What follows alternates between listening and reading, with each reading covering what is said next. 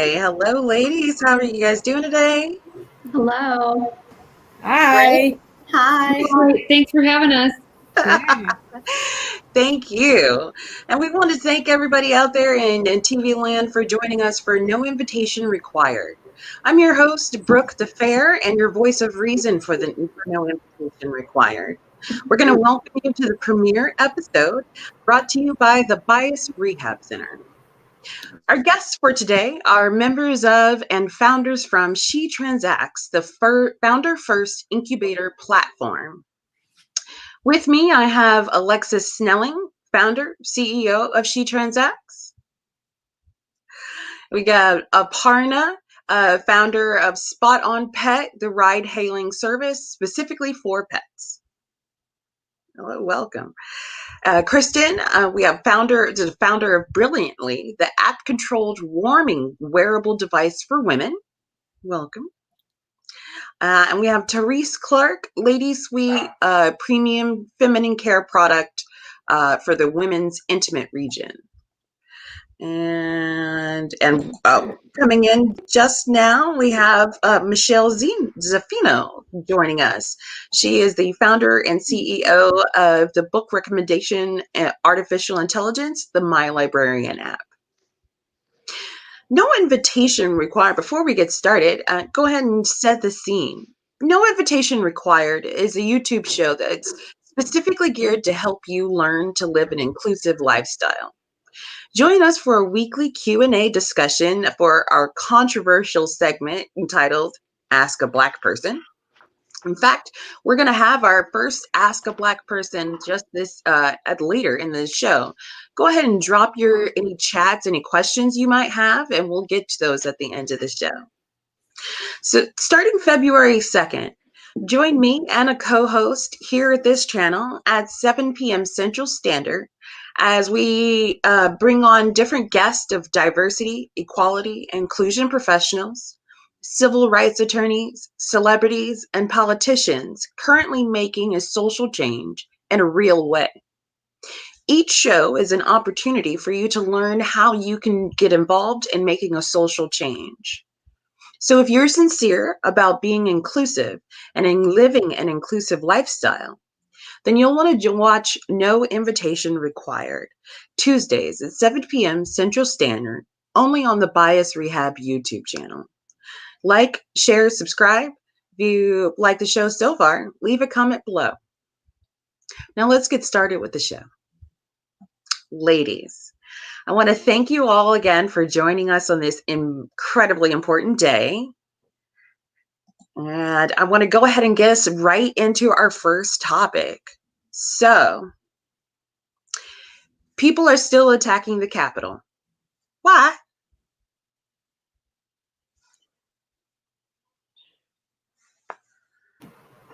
It's just crazy, it's every day. If it doesn't get any more surreal than it already has been in 2020, it's just like there's no limit. And it makes you just such a wake-up call for anybody who's been in a bubble or been isolated from it or didn't feel it or didn't know someone affected. I think it's just gotten to the point where the world, it's exposed. It's totally out in the open. All the people came out of their mother's basements and now it's like we're looking at it. Yeah, I think it's the leftover, like the last vestiges of the old generation and old way of thinking. And it's just coming up before the new era that we're creating now.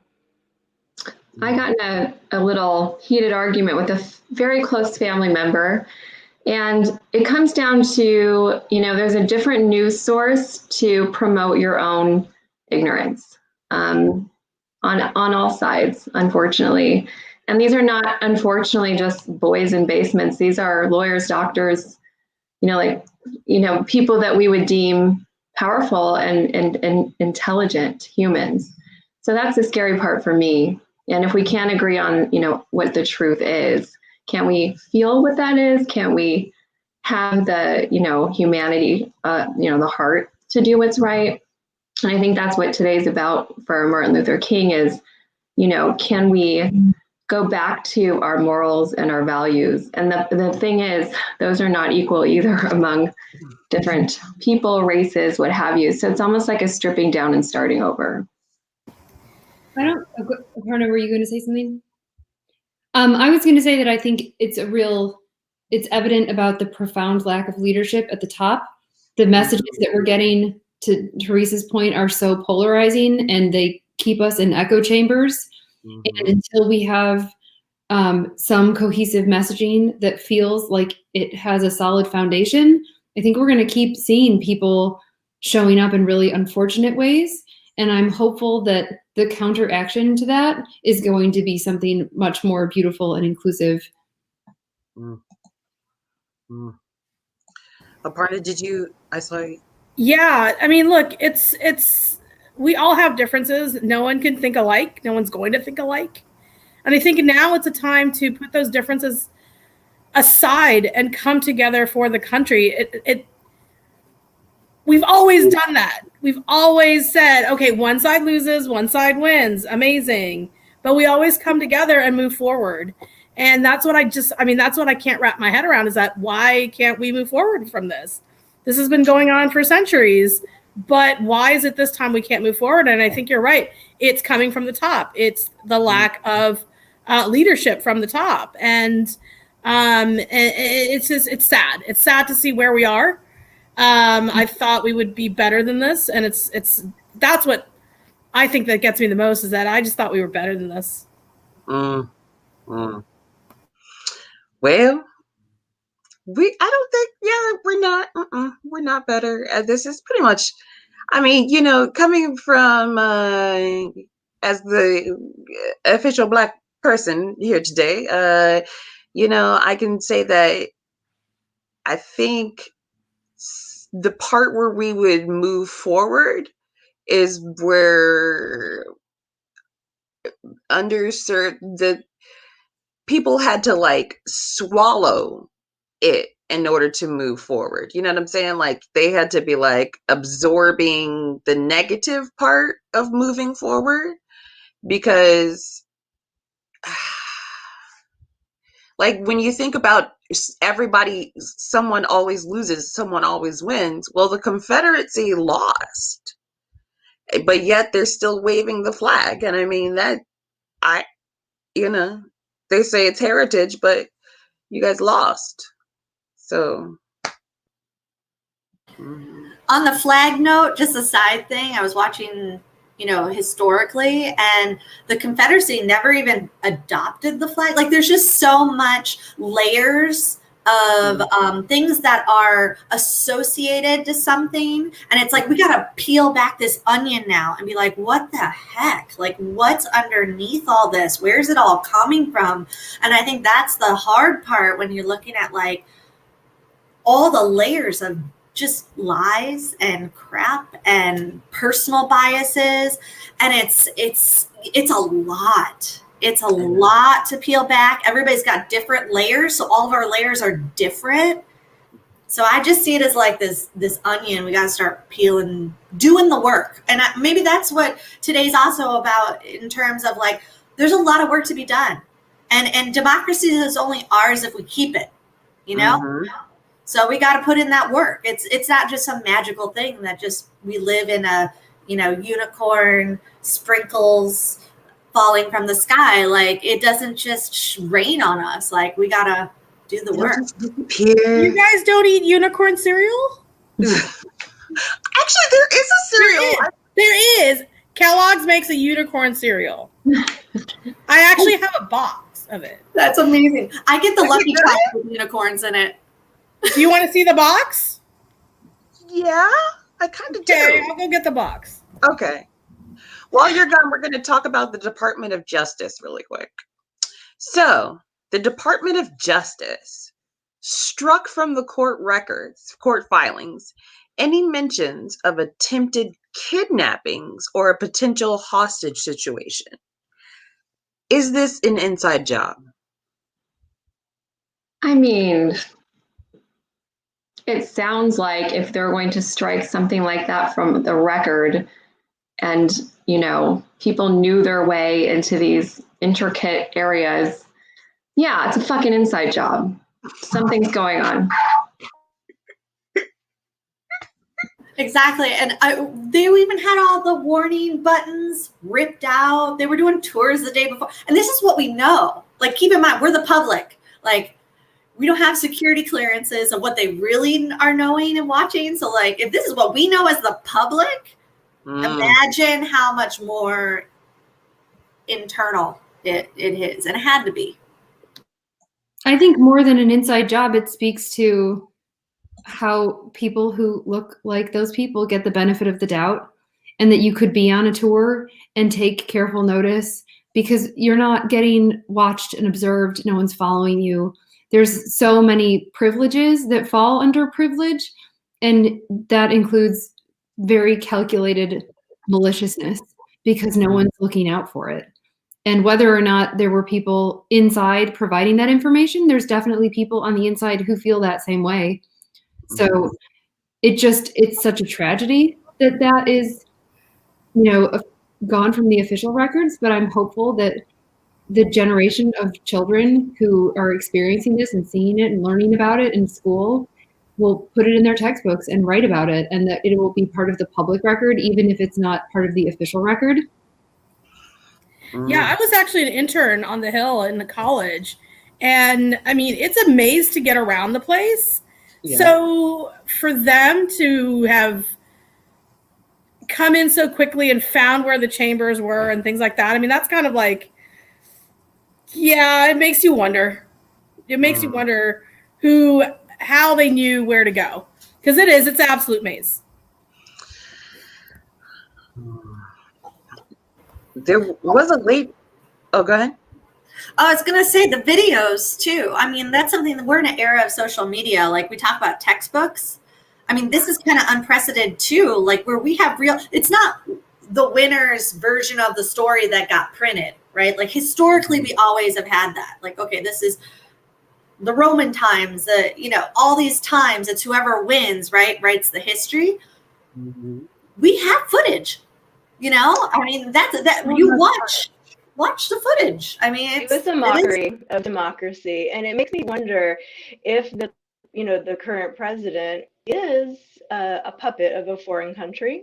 I don't understand, like, how much in debt he would have to be blackmailed.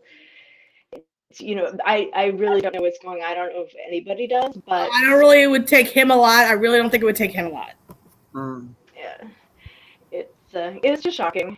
And but I do feel that we can take heart in the election outcome in Georgia and all of the grassroots,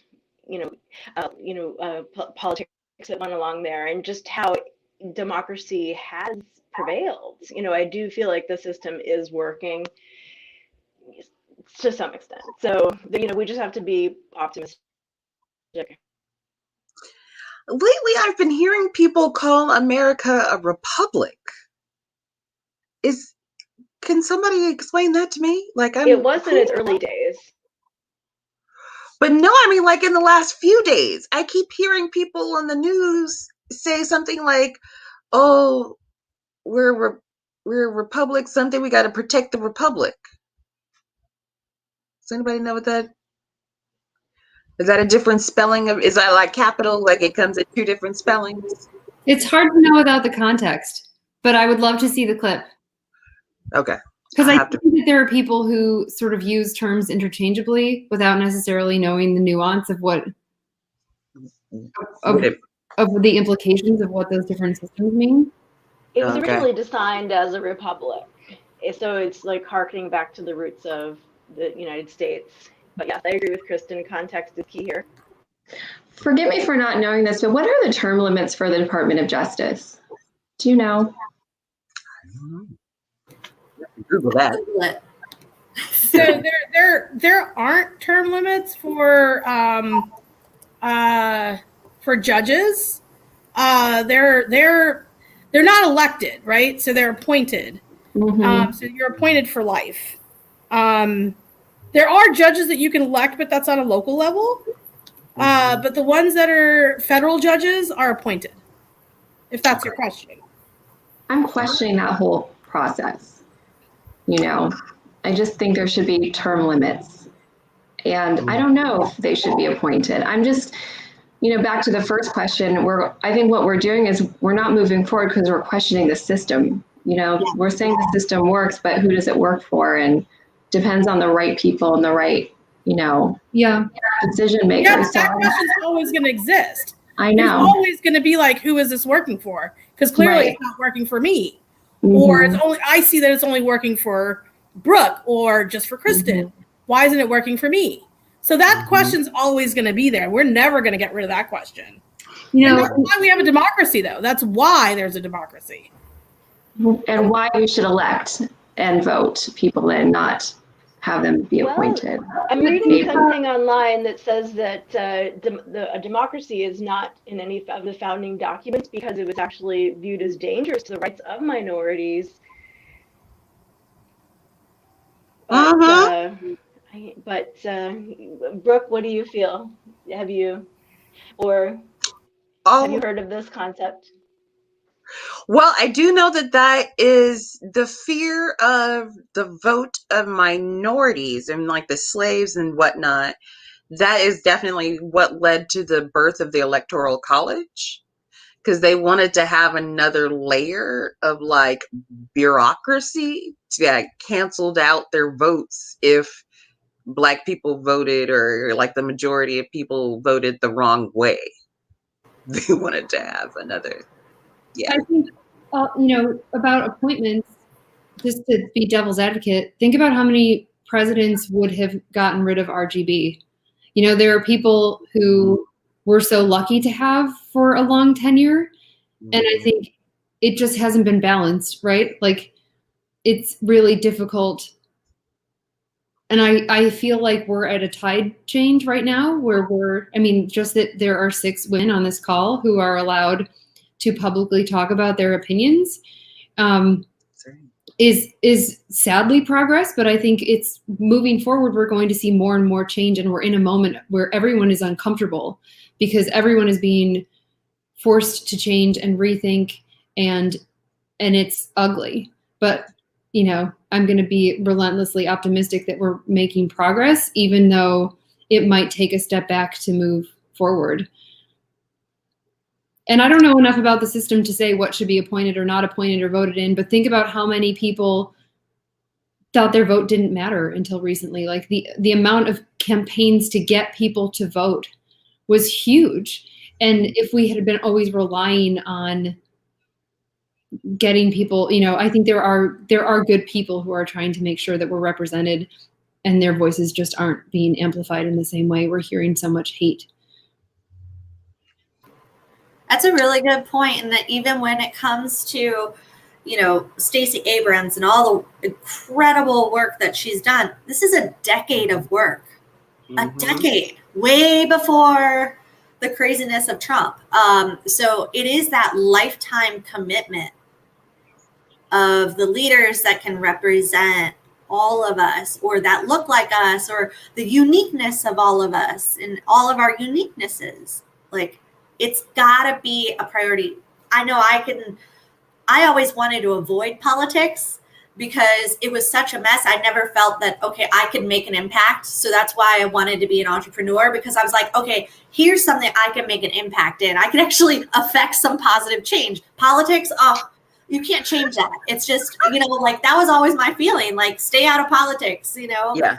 Because it was like, I can't. I think now people are realizing we can make a difference in politics. And I think Stacey and so many other amazing, I think, heroes of democracy that are going to be in our textbooks are coming up and doing that and leading the way. And, I think we need more of that, because otherwise you're left with, somebody else who may not truly understand who America is and looks like and is evolving to be.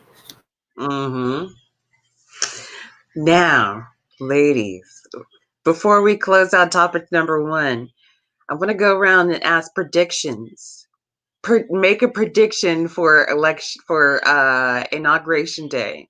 Will the world explode? Will we still be here? What's going to happen? Will it be like a Mission Impossible episode? Kristen, let's start with you.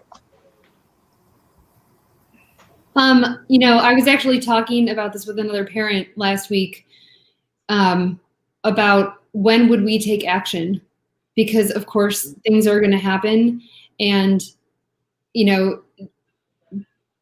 am I going to counter protest? Am I going to physically show up somewhere? And I spent a lot of time thinking about the ways to be an advocate and the ways to support people, and that doesn't necessarily always look like showing up on the front line, that there's a lot of things that can happen behind the scenes. And in that, thinking about what would my role be if that happens. I did a lot of sort of like disaster fantasies, and I'm hopeful, that I'm wrong. I think there's inevitably going to be something ugly, because there's someone ugly asking for people to do that. There's a rally cry on both sides, so we're poised for something, and I like to believe that we're more prepared for it right now, and that people are being careful and looking out, but it's yet to be seen. But I think that we're moving in a better direction than where we came from. All right. So no explosions. You think it's going to be okay? I really hope no one gets hurt. I'm sort of tired of that being the way that we quantify impact, by death or by injury. I think there's so many other ways to gauge what's happening. And I think the news and the media is doing all of us a huge disservice right now by the way that they're presenting information. And yeah, I don't want to see people get hurt. And I hope that that's not the way people think that they're going to be heard, is by hurting people. Excellent point. Excellent. Michelle, how about you? Any predictions for Inauguration Day? Oh, you're still... Apologies. Thanks.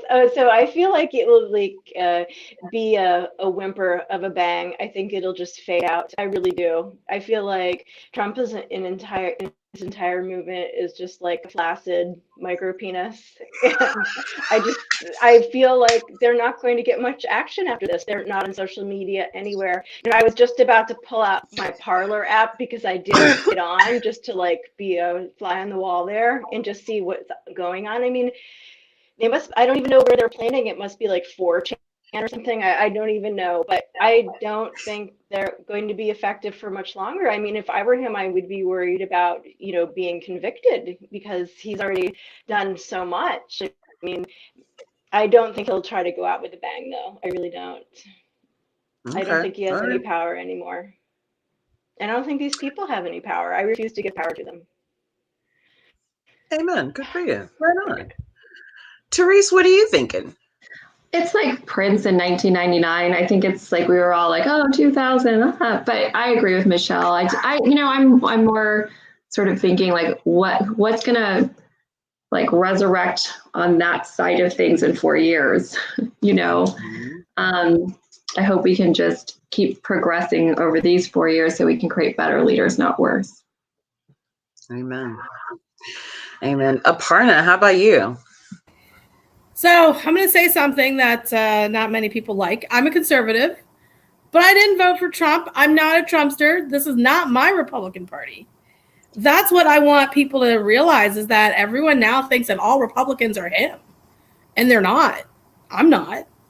Yeah, for sure. My mom's not.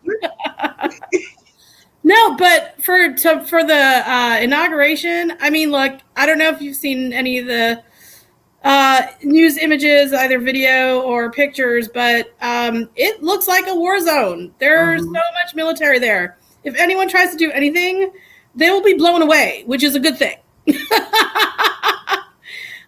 So I just think that we're showing military force, which I hate to do in that inauguration, in that setting. It's the worst thing you want to have. But we have domestic terrorists, and we have to show force against any terrorism. And I think that nothing's going to happen tomorrow. I think it's going to, there's going to be an inauguration, and everything's going to just flow along. And if something happens, we'll still be here tomorrow, or some people will still be here tomorrow or after. So you think it's going to be life is normal, like a regular, always good old life is always going to turn back to normal. I mean, look, we've been in a pandemic, and it's going to be, going on almost a year. But once, things are slowly getting back to normal, and we will be back there. We're all going to get back there. Yeah. I hear you. Okay, Alexis, what are your predictions? I think I agree with kind of the overall feeling. I think what I'm most concerned about are the state capitals. I'm most concerned about all the people that we're not talking about on the day of the inauguration. From a strategic standpoint, they're going to attack whoever's weakest and least covered. So, I lived for part of my life in Michigan. And when I saw the governor being kidnapped in Michigan, this is very real. This is the state I lived in. These were people that not individuals that I knew, but I mean, when it hits home and you really know these people, and like I have a business partner who knows people who were in the Capitol, who, when it was attacked, he's been, so when you know people, when this is real, this is not the news. Right. This is firsthand, these people and you're hearing these things. This is something that really concerns me, is how I don't want to go, for example, I need to go to the driver's license bureau to update my name because I still haven't updated that during the pandemic after getting married. I'm not going to be anywhere near a Capitol building or any business. I'm not going to go to the post office, like that. I just am thinking like in a very local level, how do I keep my family safe? How do I keep myself safe? How do I keep my, people I care about safe? I mean, I think there needs to be some heightened understanding and awareness that it's not just like we're looking at on TV in the Capitol. We need to really be observant and careful. And that to me is, I'm predicting they've got the Capitol locked down. They've had that egg on their face. They're not going to let that happen again. We're going to have a new president, Madam Vice President. It's going to get locked down. All the power strings are being pulled. He might escape to Russia, run away, like Monty Python. Camilla, shout out to your dad, John Cleese. But these are the little things that I think, we're going to watch, right? But what I'm concerned about are all the local things, because the things we're not seeing. And that's just something I think we better safe than sorry. All good points. Good points. I personally, I am a slightly bit petty. I would like to see a few more attempts. I just feel like they're getting really creative. Somebody else showed up with a fake ID. And I'm just enjoying the hypocrisy and the lunacy, like just the craziness of it. It's like, why first of all, amateurs, why are you live streaming your criminal act? Like, what's that girl with the piano scarf that she's like, I'm from Arkansas and we're storming, it's a revolution. Like, you told them where to find you.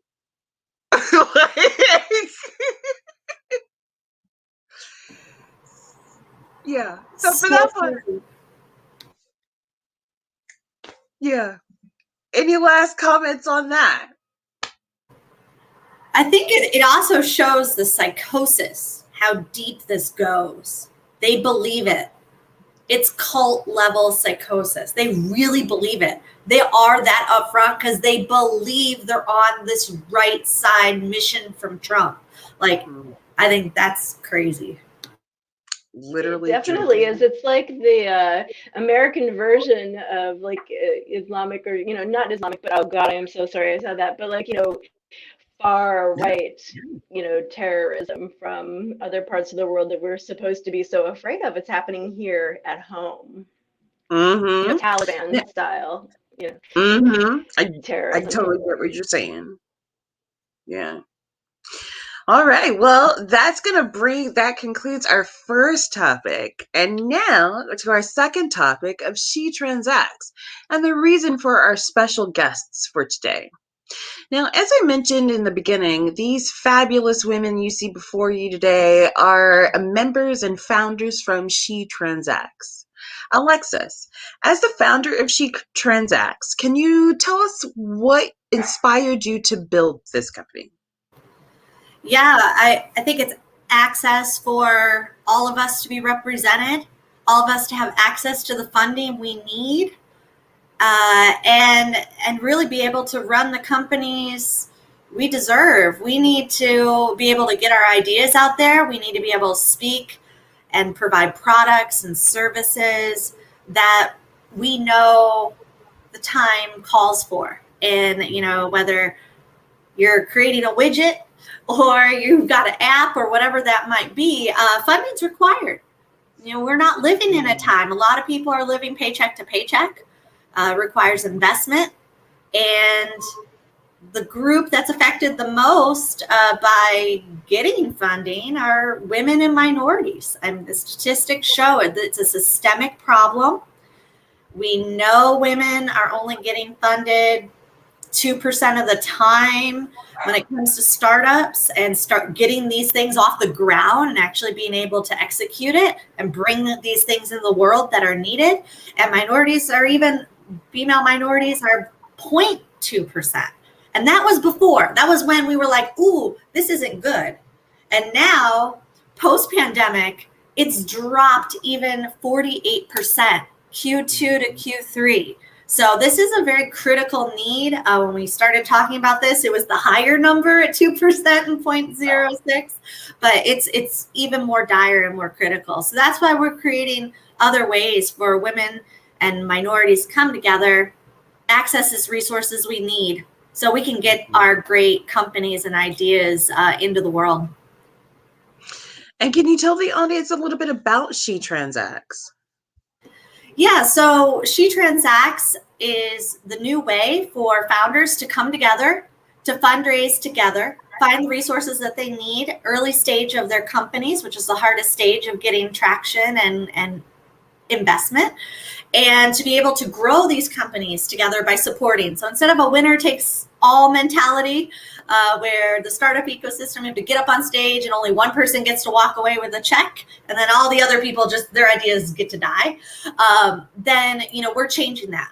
We're bringing collaboration, strategic partnerships. It's better use of resources. It really create a sustainable ecosystem so we can have diverse ideas, diverse humans in leadership roles, which is so important when we talk about Martin Luther King, and having diversity and representing in our leadership, human, empathetic, responsible leaders. That's what we call her. So we're starting a whole revolution. It's cultural, it's economic, it's social, it has impact. I mean, we're just like, hey, we're not gonna fix the system. We're gonna just like create a better alignment of the system using technology and a new approach. Amen. Amen. Well, Aparna's going to join. She had to step out for another meeting. Michelle, I'm always intrigued to learn more about your data analytics and your extensive list of books behind the My Librarian app. Can you tell us a little bit about some of the challenges you faced in raising capital in your very unique industry? Yes, absolutely. I'm happy to. First of all, I just want to say I'm so happy and proud to be part of She Transacts Cohort 1. I feel that we at She Transacts are, we're kind of the bridge to getting our MVP to a wider audience. So, and we need to show a little more traction.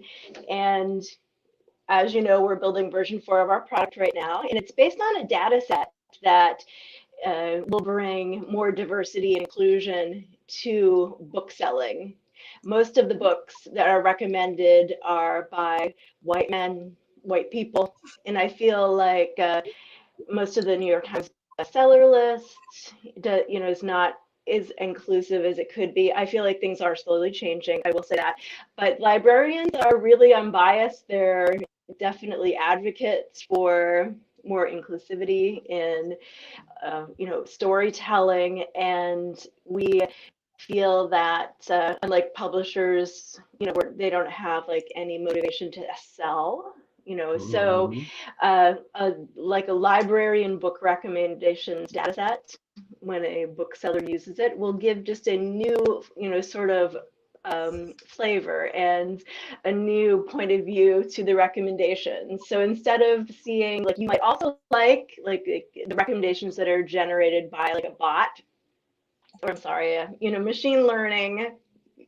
algorithm, I suppose, based on your purchase history. This is like, librarians love these books, and you might too. And it's going to be like books that are by, more women, more people of color, and different genres. And I know in the startup world, it's all about business books, and business books written by men for the most part. We're all trained to think about things in like the lean startup methodology. And what I like about She Transacts is that I feel like I have a company, and it's, revenue generating, and it's working for my life and how I want to live.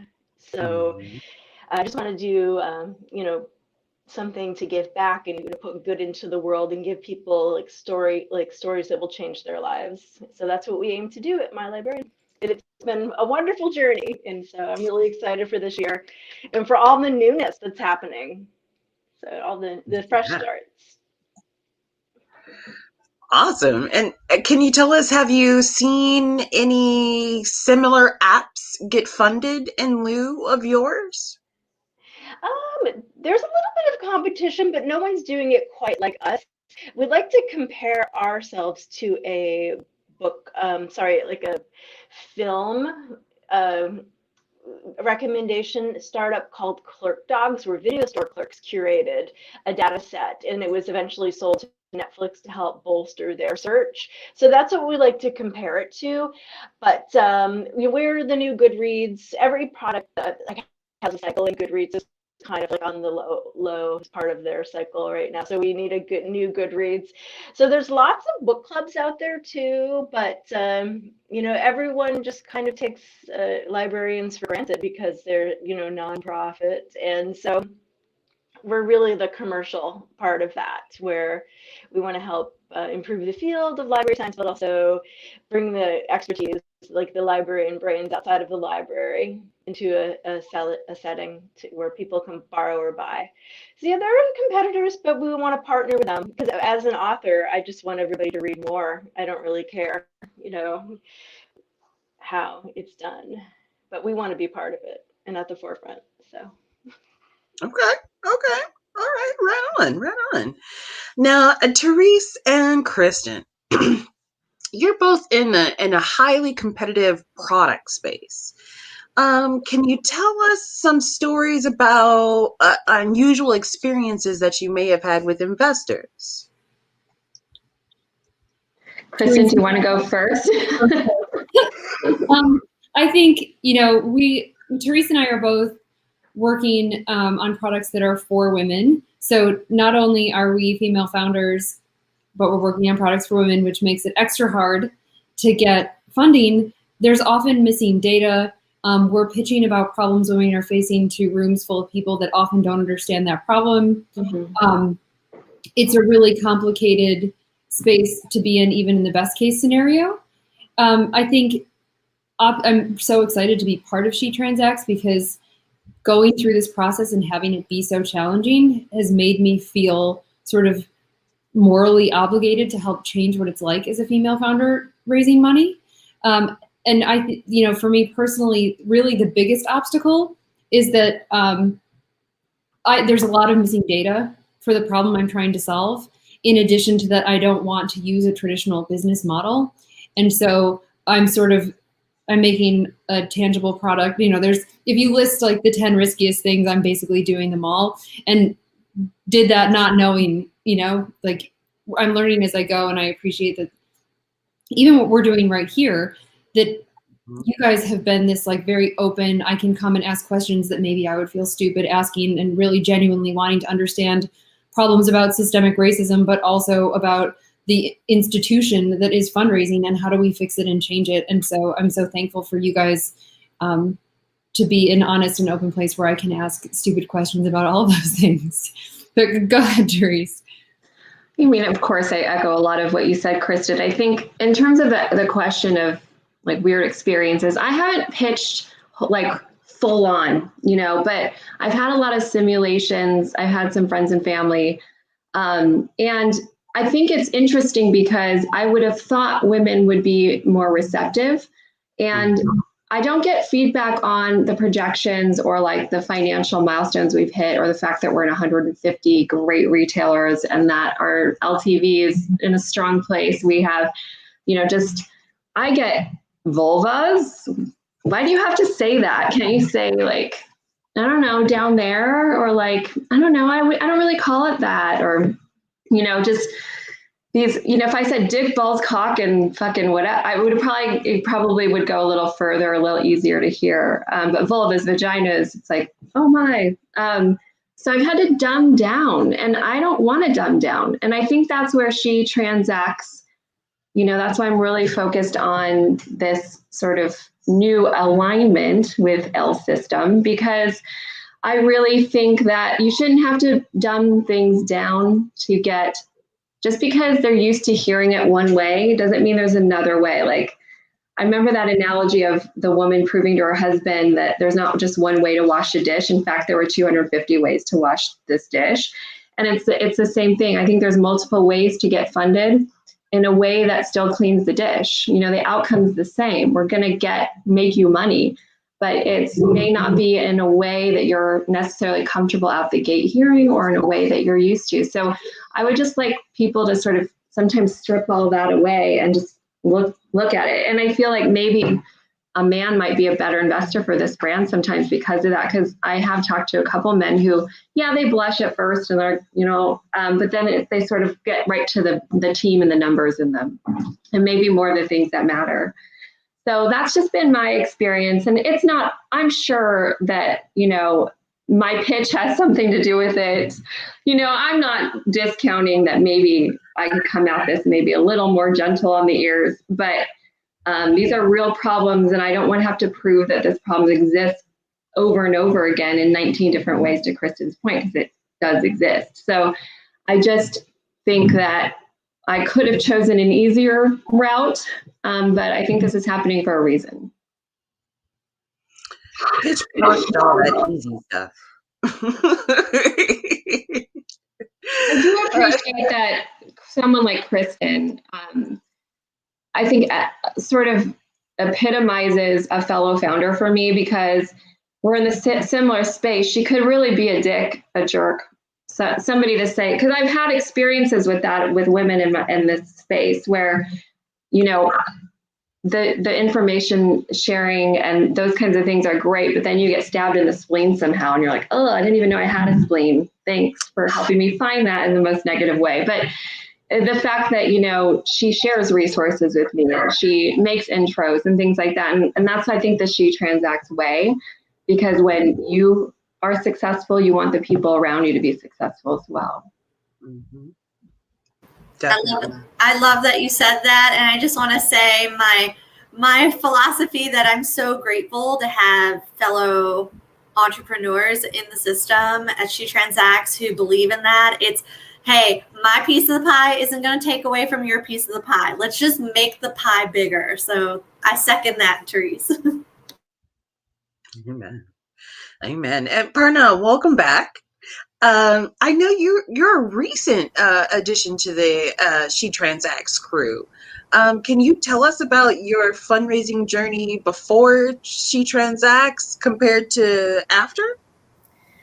Yeah. So fundraising in all, just all encompassing, sucks because you're having to go to people that you don't know and ask them for money. And it's not just saying, knocking on the door like, hey, can I have some money? You have to prove to them that what you have actually deserves their money. And again, to both Kristen and Teresa's point, that's the hardest thing when I think when a woman is presenting an idea, it's taken in a different way than when a man is presenting an idea. It could be the same thing. We could both be selling, grilled cheese sandwiches. But for some reason, they trust the man more than the woman. And that's like the bad part of it, is because studies show that women-run companies are more profitable. They last longer, more sustainable, that is, and they make more money. They're managed better. And I think, with the biggest reason why I'm so proud to be part of She Transacts is that we're trying to lift all those fallacies and say, look, we are awesome. And you should be investing in women more than men, or in general in these great ideas. And if we band together, maybe we can move the needle faster. Mm-hmm. And I think with She Transacts, that's what it does. They are moving the needle faster. I think, come a couple years down the line, hopefully we won't have this problem. Hopefully there'll be a lot of money that's readily available for women, for minority founders, for founders of, any founder, honestly.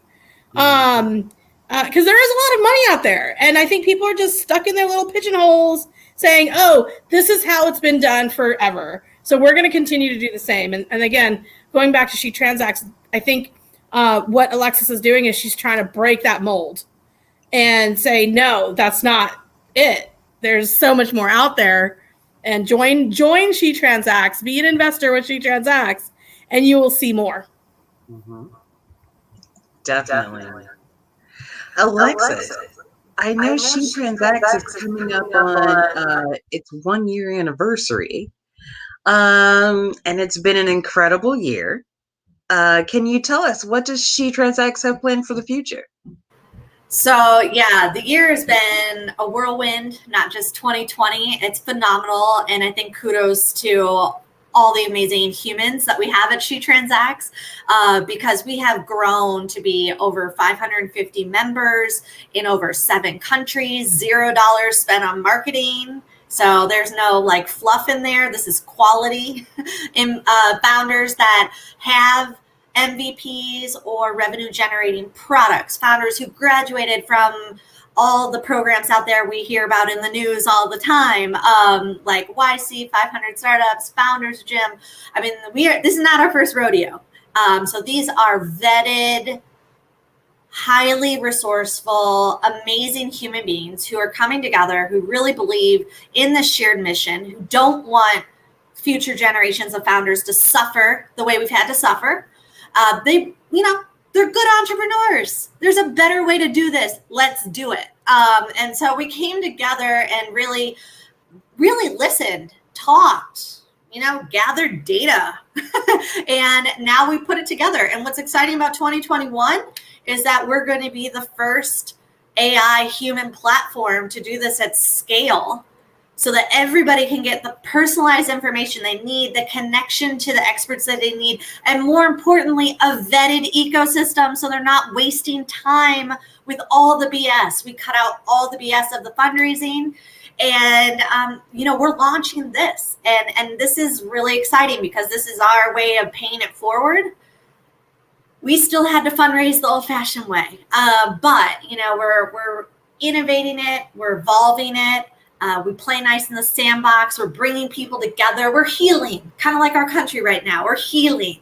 We're taking away the PTSD of pitching to investors and investors' guard of like hiding their personal information so they don't get spammed, and all these things. We're healing. We're coming together. We're finding like, okay, what are the best ways we can interact? We can help each other, and just make a better ecosystem. It's better for all of us. So this 2021 is super exciting because we're going to be able to launch this, share it, and it's been a long time in the making. And we're just super looking forward to that and sharing it with the world and getting everybody in. But we got to start with data. So one thing I want to say is be on the lookout. We are going to have a poll. It's going to be the founder first cooperative incubator poll that we're putting out, and it's a global census, all founders everywhere, male, female, minority, all of us. We want to share this poll and get some real data, our own data. That's a global set, and from there we can start to continue to solve the next problems going into 2021. So we're all about data, and we're all about solving this together. So anybody who wants to really make a change should be reaching out to us or joining in. That's awesome. Can you tell people where to find information about She Transacts? Yeah, www.shetransacts.com. And you can also follow us on Instagram, Twitter, Medium. Definitely check us out there. We have great blog articles. We share a lot of information about what we're doing, our approach. And it is female founders right now in the cohorts. And we are expanding to be other minorities and underserved communities globally. So join us in making sure everybody has the access and the resources they need. Excellent. I just dropped that web address, that's shetransacts.com, into the chat. Feel free to take a look at that. And Alexis, before we move on, is there anything you'd like the viewers to know about She Transacts? Any lasting words of encouragement for our audience or for the female founders out there? Yeah, I think when it comes to female founders, the one message I want to say is talk to each other, collaborate, but also be smart. I think a lot of this is you can't blindly go into trusting people. You need to make sure you're aligned. So in 2021, think about like who actually followed through on what they said. Who's posting saying I support female founders, and then how much money did they invest? You really need to be careful about the community. And we vet our community at She Transacts to see, okay, who's really doing it, who says they're doing it, who's thinking about doing it but hasn't done it yet, because that's really important. Your time is valuable. Time is the most important resource when you're a founder starting up. Your runway's contingent on time. Your metrics to get people interested to invest is contingent on time. So you need to preserve your time and make sure you take time for yourself. So cut out anybody who's not doing what they say. Any of the fan club, put them in a fan, automate that, right? Put everybody who's like talking about it but hasn't done it, put them in an automatic newsletter.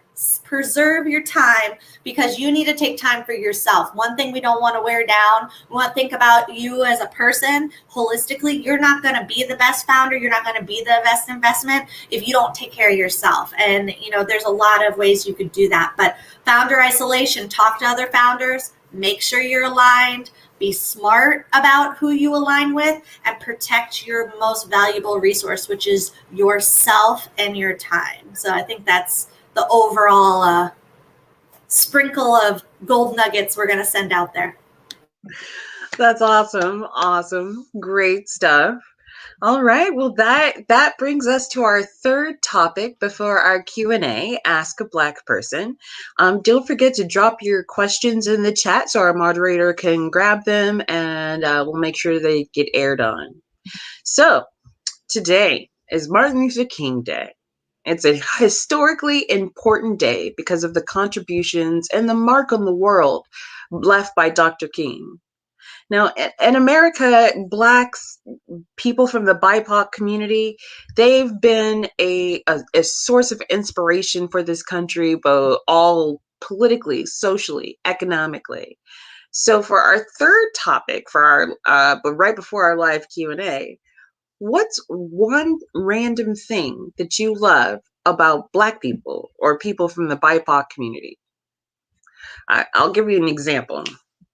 So I love how Black people, we can take the worst and then make it the absolute like to die for. So we took the worst parts of the animal and we made soul food. And yes, so your cholesterol is high. So your head's gonna explode from high blood pressure.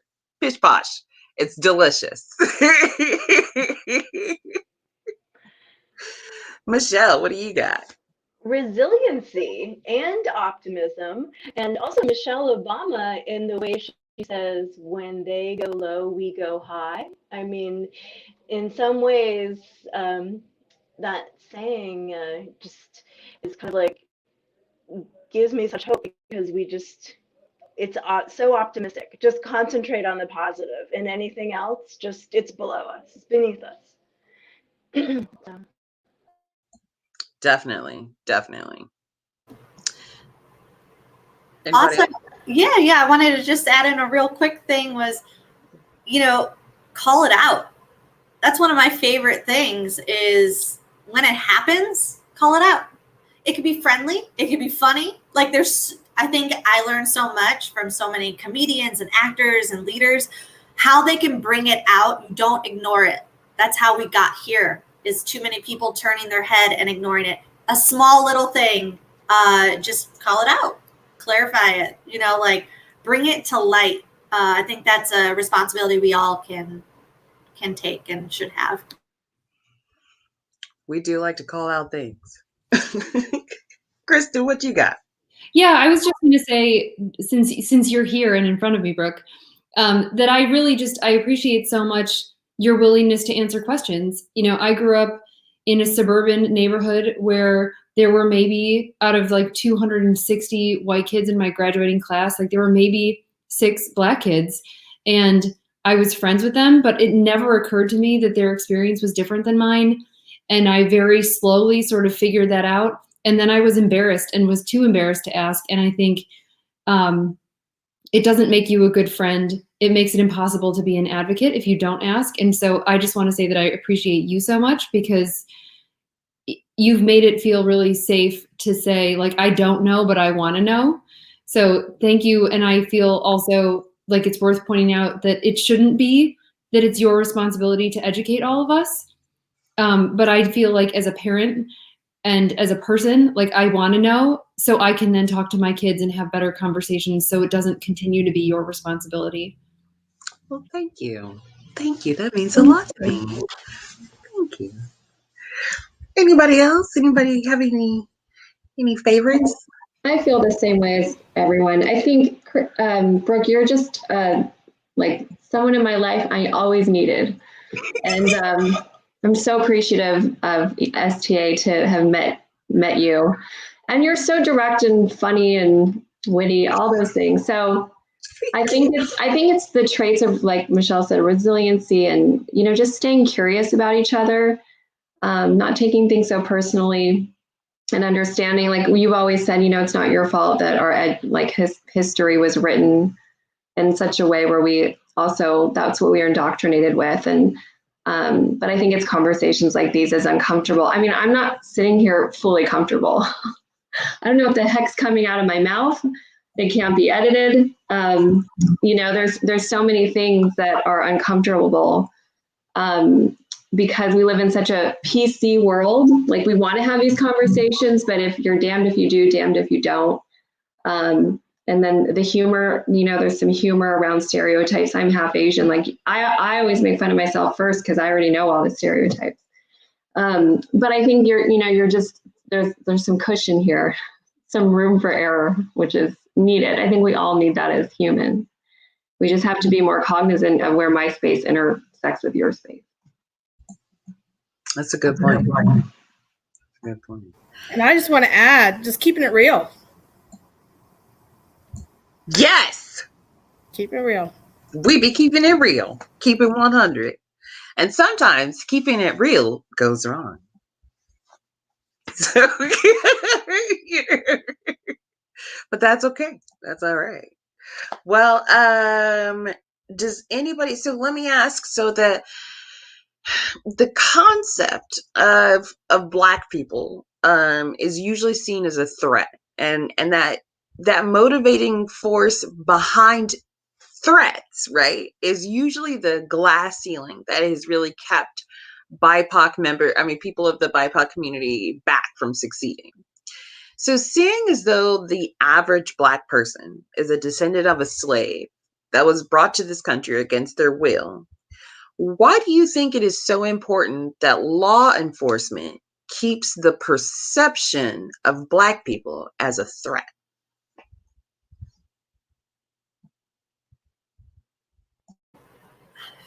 It's not right, but I feel like it's also like one thing about us culturally here in the United States is we've always had to feel safe to have somebody be the enemy. Like it's like good and bad. It's white and black. So if it was cowboys and Indians, right? The Indians were bad. We're the cowboys. And so I think it goes back to that like winner takes all mentality, that there has to be a winning team and a losing team, and not the sense of community. And I think it's something that definitely needs systemically to change, but I think it comes from that. I want to piggyback on what Alexis said. And I do think there's like an others mentality to a lot of things that have happened historically and are still happening all over the world, unfortunately. But I do think that there's a huge amount of ego involved, and we don't do a successful job of training and educating people who are in many like law enforcement educators like Pick. We're just not really good at this yet. And I think it is embarrassing to say, hey, oh, I've been doing this thing, or I've been targeting people who look like this, or this specific neighborhood. And it's, I think, especially the personality type that might be drawn to being in the police department. They haven't been taught to be emotionally okay with saying, I've been doing this and I'm wrong and I want to be better. And that's a failure of the system to train us and to let men have feelings and not be embarrassed about that. It's such a huge problem that I think transcends race. It's about masculinity, which is half of our population. You know, there's so many problems baked in, and it's just a perfect sort of like Venn diagram center of a whole bunch of systemic problems that we're trying to tackle all at once. And it really is, it's terrifying. I can't imagine what it would be like. You know, here when I drive around and I see someone pulled over, I always look to see if it's someone Black. Like I keep a mental tally. And I know that I run red lights and stop signs and forget to signal, and I never get pulled over. Really? Or the few times I have, yeah, my kids will be like, oh, you're a policeman. And then I get let go because like I have baked in like a buffer. You know, if you're like a white mom, you can talk your way out of a ticket. You know, it is such a huge problem. And not to minimize your question, Brooke, and directing it about race, but I think to fix that problem, it's a much, much bigger conversation that a huge part of it is, of course, race.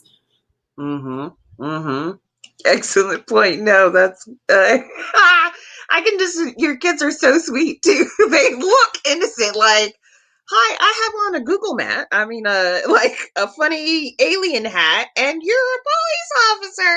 Hi. Yep. That's awesome. That's awesome. I also think there's a lot of unconditioned bias or unconscious bias that we have, because our neighborhood watch signs are always like a guy in a dark, you know, whatever. It's always the bad guy in Disney movies were dark and sinister. And, you know, I grew up in a predominantly white neighborhood, and, you know, my mom was obviously dark. She's dark Asian. And like people were like, who's that? And calling neighbors on her, you know. So I think there's definitely like an unconscious bias happening that we're conditioned to think dark is bad and scary. Hopefully that's not the case moving forward, but we need to like think about how we're teaching our children what they're watching and those kinds of things. Because I remember thinking, you know, oh God, dark means bad at some point watching a Disney movie. Right? Weird question. For a dark Asian, is that more like like a tan, like a Like my mom looks like a Tiger Wood, like she's got Tiger Woods skin. Like she's like, you know, like, and I'm definitely a lot more pale because my dad's like a pretty translucent human. So yeah, and then even in the Asian culture, that, you know, it's been said the darker your skin, the less you're not treated as well as if you have light skin, and you know. So I think there's all these other things we're going to have to tackle, like interracial bias and things like that. But yeah, I get that. I'm the darkest one in my family, and they have to tell me that I'm dark. I'm like, okay, dark things come in great packages. Because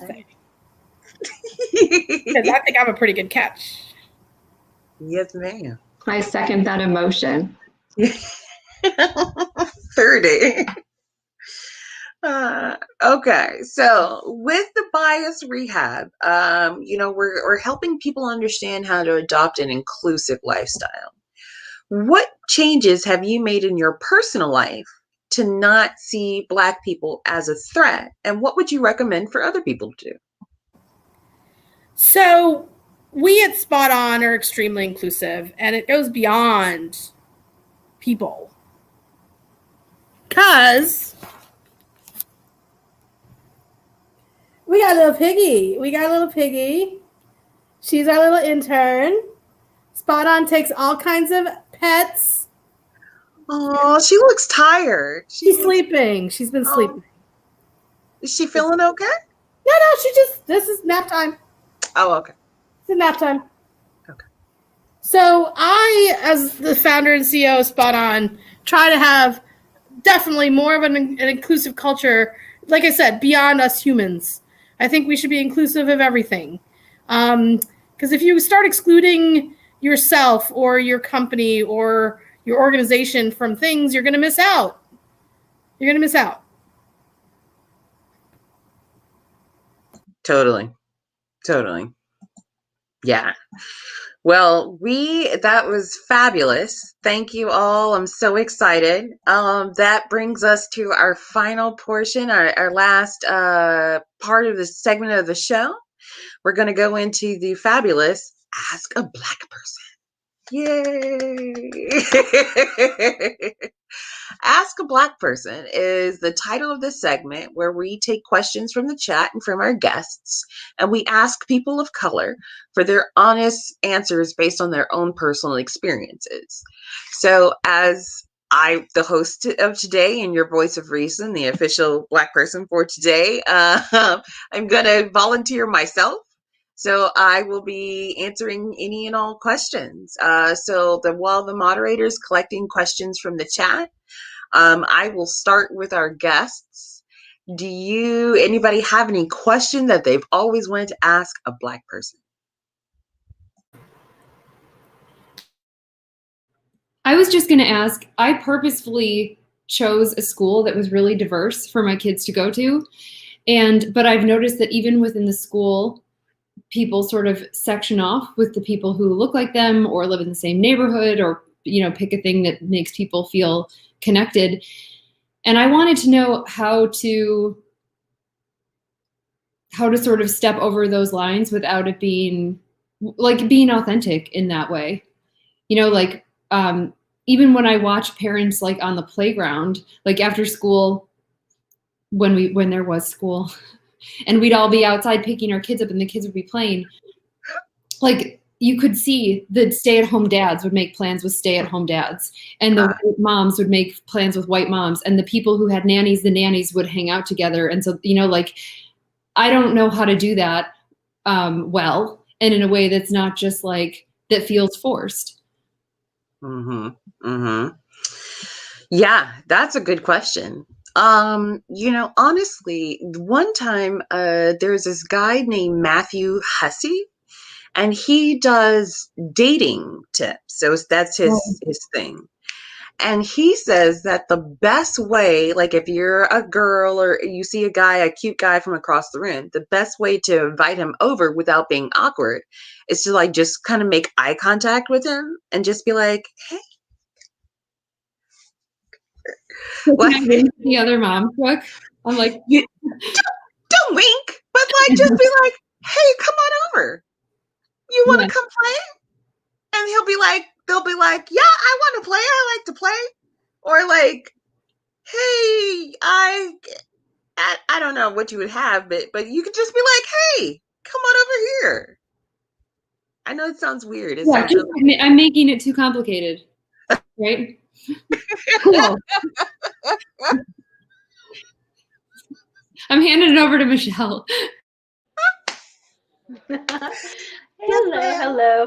So I wanted to ask you about Black Lives Matter, but I wanted to preface it a little bit with some things that I've been doing. I've been following more of the Black Lives Matter movement and advocates and on Twitter and on Instagram, and just for the past year, just to even like lifestyle entrepreneurs or there's this great like body butter company that I love, and another like woman who's a traveling a digital nomad, because I'm in the nomad community, and I travel around these houses in their little co-working, co-living pods. So this guy that came in about 10 days ago,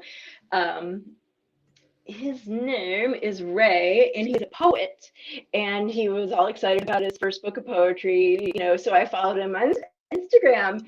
And just to clarify, so he is a young Black man, and he was writing poetry about Black Lives Matter, and he's saying that it's been reduced to 3 letters, and like they won't even spell out Black anymore, and that it's kind of like been hijacked by others.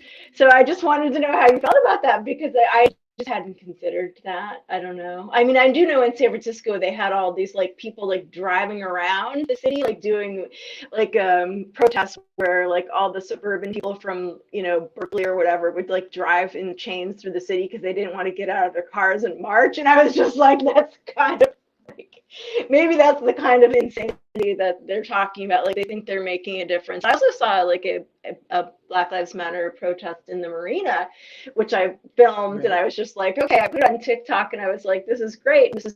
But I mean, you have to look at it. I mean, it's just San Francisco is supposed to be progressive, but sometimes it's just not as progressive as you would think. So I just wanted to know what you thought about Black Lives Matter, and if it has been reduced to 3 letters. And they don't even spell out Black anymore, like this young poet says. And he's Rosetta on Instagram if you want to follow him. Okay. Yes, unfortunately, it has been reduced to an abbreviation. It's we're not excited about it, but BIPOC, the BIPOC community, that's an abbreviation that we're not excited about. I really hate even using that phrase, honestly.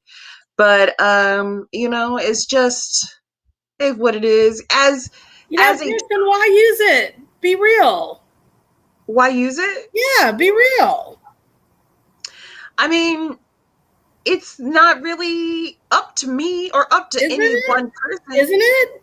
What, was it up to one person to make it an abbreviation? No.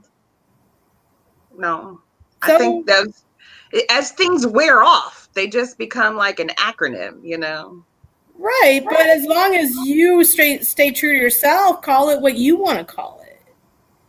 Yeah, I still call it Black Lives Matter. Yeah. But yeah, it's become an abbreviation. I'm not happy about it. I have a question, Brooke, that I've wanted to ask, which I think is like, we're in the Zoom era or whatever, Google Meet or Microsoft Teams, whatever you're using. I know there's a million platforms. When you're in a meeting, what are your pet peeves? Like, as a person of color in a meeting, like what frustrates you? What do you wish was different? What are things that we might subconsciously be doing that we're not even aware of in a meeting, in groups? Because this is like our new way of engaging with people remotely now. That's a good question. You know, any pet peeves? I mean, I personally, I feel like cutting off is always a pet peeve. Um, but a lot of people are, uh, most people are starting to get better about that, like less cutting off, more people are using the mute button as we've grown, used to the Zoom. But I feel like just the talking over is the really big thing that happens. And they get hijacked. Like sometimes I've been in some meetings where it's women run, women led, and some man will just basically take over and hijack the meeting.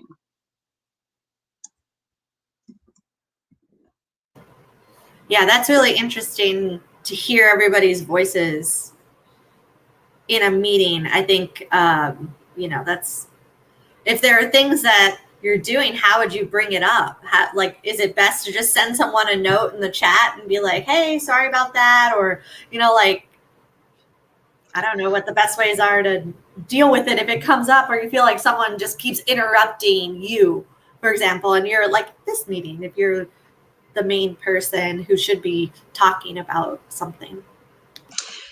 Honestly, we're gonna actually go over triggers in another video. So that is a very great question to bring up. Yeah. So stay tuned, everybody out there in YouTube land. We're gonna do a video about triggers, how to respond to triggers, how to take over the moment and really control that. Yeah. Awesome. Okay, well, and on that note, we've gone a little long. Does anybody have any last minute questions? I'm kind of ending the segment a little bit early, but any questions about the future of Black people? I don't know. No. Okay, well that's cool too. We should have more. Now it's like the awkward thing of like, I should have some profound thing to say right now. And it's like blank. No, that's good. The fact that they're organic, they're honest, they're straightforward, that's perfect. We can sell that. Yeah, so that is going to conclude our show for today. We want to thank everybody out there in YouTube land for coming to join us for the premiere episode of No Invitation Required, brought to you by the Bias Rehab Center. The Bias Rehab Center is your authority on how to live an inclusive lifestyle, and this is the premiere episode. Join us again when we start our regular viewing shows every Tuesday at 7 p.m. Central Standard, starting February the 2nd.